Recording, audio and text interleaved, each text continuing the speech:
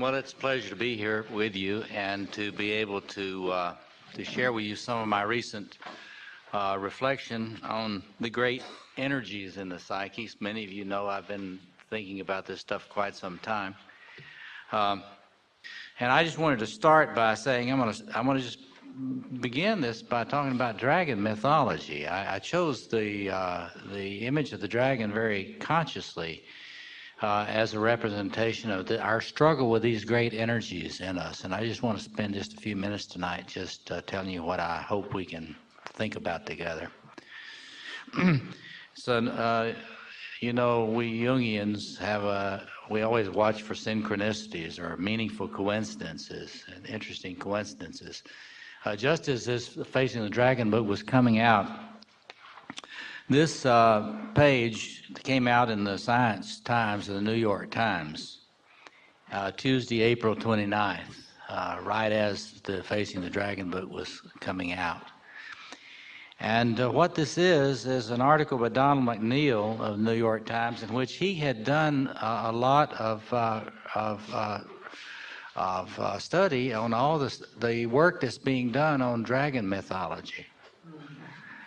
And the evidence that has burgeoned, some of you can look at this, the evidence is burgeoned in all sorts of disciplines about how universal dragon mythology is around the world. In fact, there were a bunch of very non-Jungian people who were saying, you know, the fact that this imagery exists everywhere, even in places where there wasn't any water for water creatures or anything like that. This seems to be evidence for what Carl Jung called the collective unconscious. I say, yeah. But what I've come to think is that the presence of this image of the dragon throughout the world, I think we humans have always been more intuitive than a lot of people give us credit for. And I think that all that dragon mythology around the world is a kind of a primordial intuition that we have about psychological, and I would personally say spiritual actuality, something that is actually very real with a capital R in us. So a lot of my work in recent years has been studying, picking up where Freud and Adler and Jung and Heinz Kohut, these great psychoanalysts left off, and thinking about these great energies in the psyche. And the thing I just wanted to emphasize tonight is that human beings, we've been very ambivalent about this energy. And I point out in this Facing the Dragon book that there are basically two kinds of attitudes toward this huge energy that human beings apprehend in the human psyche. One is fear. And one of the things that I would like to engage you on, to let you think together on, is the truth in the images of fear of the dragon. There is a destructive side to these grandiose, we call them grandiose energies. Let me give you the $250 word for this.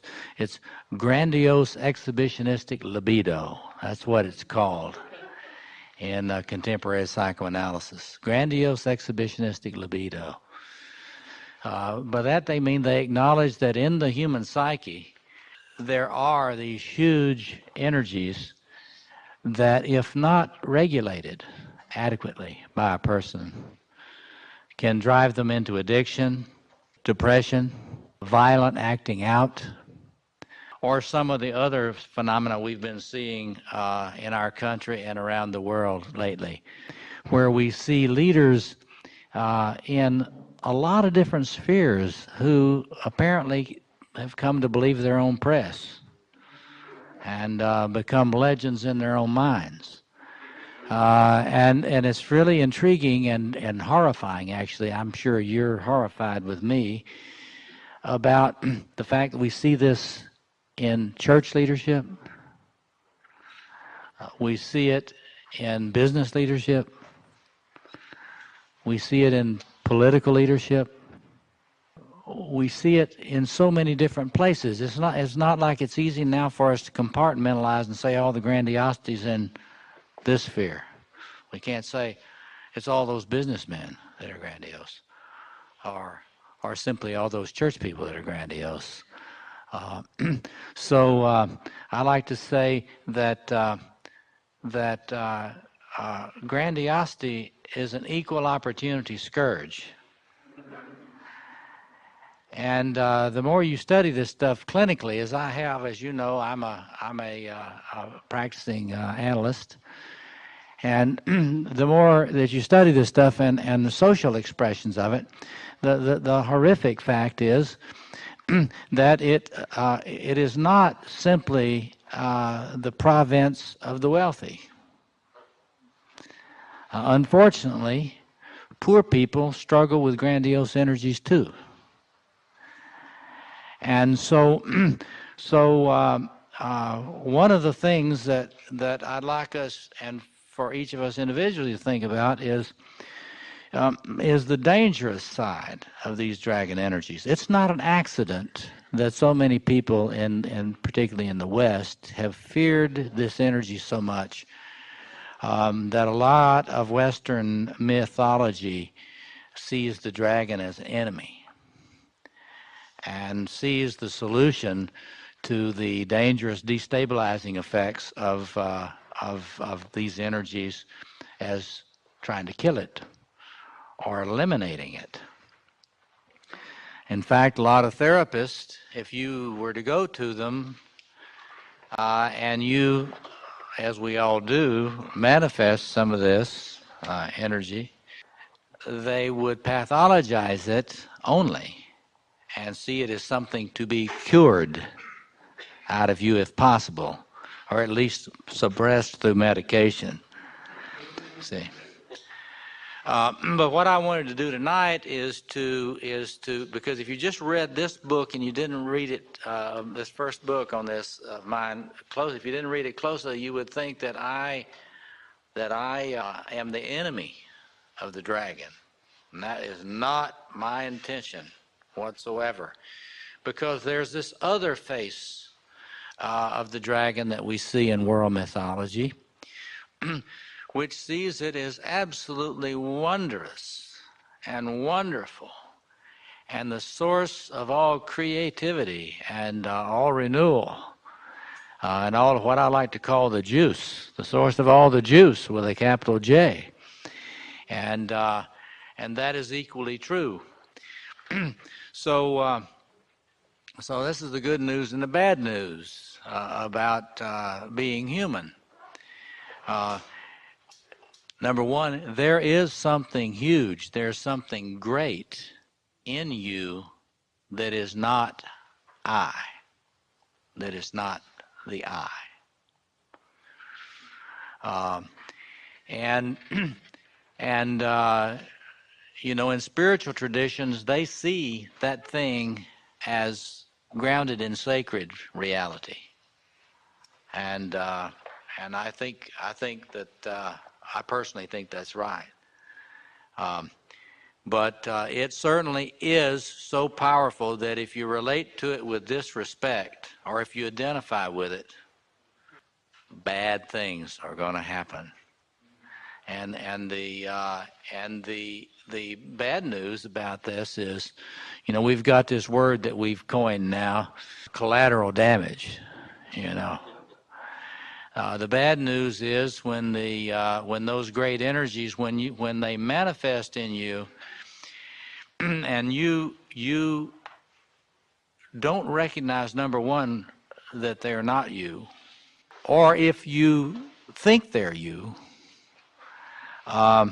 the kind of destructive phenomena will begin, and a lot of collateral damage will be damaging to you, but will also be damaging a lot of those around you.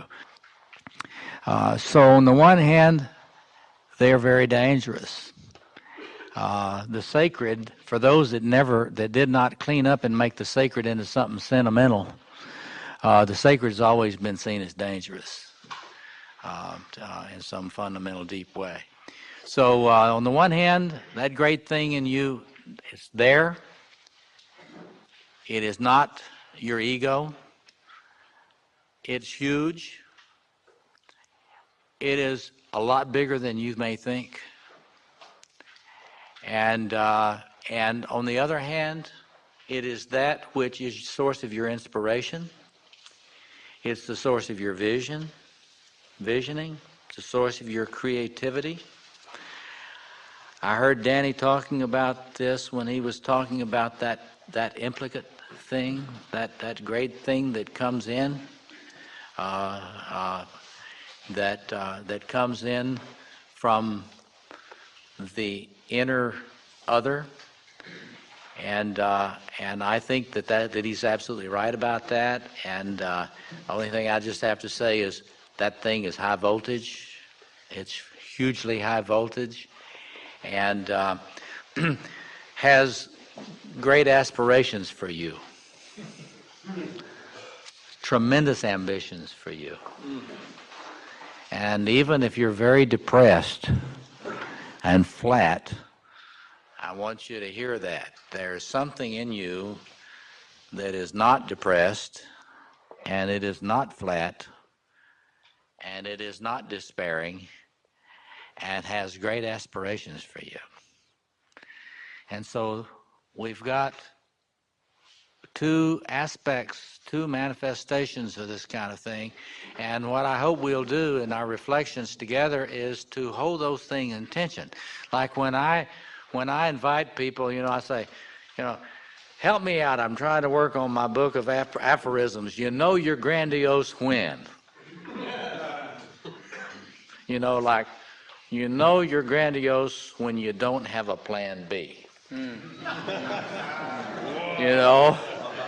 But anyway, so when I invite people to think about, you're grandiose when, I'm really serious, because I think it's very important to be aware, like you've been thinking about at times when you feel like you were grandiose. I think it's important to work on getting the markers for that, to say, when I get grandiose, what happens? Or what has happened? That's important. I mean, that's not to put down the great energies. It's to begin facing the task of relating to them in an awake manner. So it's good to think about, well, how do I get grandiose? Because the bad news that I've discovered, and it's like religious traditions have always kind of been down on grandiosity. That's not new. But what they didn't understand that contemporary psychoanalysis does is that grandiosity is almost never conscious. Because we kind of think when this guy is grandiose, he knows he's grandiose. So he's chosen to be grandiose. But the vast evidence that we have clinically, and I work with this a lot, and I don't believe it. I think that the most dangerous grandiosity that you have in your life, you do not know that you're being grandiose. You do not know it. And so working on this discerning, and remember, just translate that. When am I kind of losing my boundary with the God in me? They can put it that way. That way you won't pathologize it as much. When am I losing my boundary with it? I'd like to have us work on that and share some around that. We can compare notes. But then the other piece that I'd like to invite us to think about, and this is a lifetime project. I mean, because I really envision my work on this as being, in terms of trying to put it out for folks to reflect on, is this facing the dragon part, which is to name what's happening to us in the world now. That we have lost a lot of wisdom about relating to these great energies. We've not getting better about learning how to relate to these great energies. We're getting worse about relating to them. How do we know? Because of all the acting out, all the violence, all the greed, all the consumerism, all of the runaway compulsion, all the runaway aggression. That is clear evidence for anybody that has any eyes to see that we're getting worse at relating to these things, not better. The indigenous peoples, they used to call them primitives. That's a joke now in my mind, because they were so much more sophisticated than the modern West in relating to these energies. Now, I do not idealize any indigenous peoples. I've studied them enough to know they had their struggle with this too. But they really put a lot of energy into thinking about it. And they put a lot of energy into ritual forms and ritual processes to help them deal with it. And we're losing those rapidly, and we're getting crazier and crazier, and not in the way we want to be crazy, but what is closer to possession states. And that mask thing, you see, as long as you know that that is not I, you're not possessed. But when you're looking out through that thing and you think you're it, then you're possessed. I want to lift up the challenge that we have of not just facing the dragon and not just living with the dragon, but Confucius is said to have remarked about Lao Tzu, I ride the ship of state, but Lao Tzu rides the dragon. And I think that we have to look at the enormity of the human potential. If we could take the next evolutionary step, which would be to come to a new level of consciousness about this huge thing in us, and to stop going back to primitive mechanisms of dealing with it, truly primitive, like splitting, objectification, creation of the other so we can kill them and bomb them and destroy it out here. Destroy the dragon in you. I'm gonna take care of my dragon by killing you. And if we can move to getting more aware, more conscious, and also realizing that there's a partnership being offered to us from these energies, and that the enormity of human creativity that would issue if we got more conscious and respectful and better at being partners with those energies. So that's basically what I wanted to lift up tonight. Just say the two things. We're not pathologizing this dragon energy. We're just trying to say, let's be awake about it. Let's try to keep it from creating a lot of collateral damage around us. And let's try to ride it more creatively in the future. That's what I want us to work together on. Yeah. Yeah, Robert, I've got a question in Yeah. regards to this grandiosity. Yeah. If everybody has this within themselves, and I don't know what degree people have it, whether some have more of it than others, or it's always there and some of it's being contained better than others. If you never feel it has gotten out, or no one has ever objected to the way that you behave and the things that you do, does that mean that you're constraining it further and at some point it will flow out? Or, you know where I'm going with Oh yeah. I mean, see, look, that's a very complex, quite an important question that you're raising there. It's like, this is what you should do, just what he did. If this is true, let's just play with this. If Robert is right, and there is a really big thing in me that is very shining and very radiant, very powerful, very knowing. Am I aware that my ego's ever been in touch with that? Because some people, it's been asleep. Kundalini has been asleep. The serpent sleeps. See? And I, for one, don't want the great serpent in you to sleep until you're dead. See? So depending on where it is in you, see, some folks here need to have help and well, I really don't think that serpent ever sleeps, really. But they need help in realizing it's awake and looking at them. But other people, it's looking at them right here all the time, or looking at them like this. And don't you know any people who are kind of riding a Roman candle all the time? I mean, who run so hot, you could burn your hands getting around them. Don't you know anybody like that? That thing is cooking hot in them. They have a different challenge. See what I mean? So you need to ask yourself, just to kind of wake up. Is it manifesting in a way I'm aware of? Did it come and then I experienced it going? Or did I never experience it coming? That's the kind of question, because the people are all over the place on that.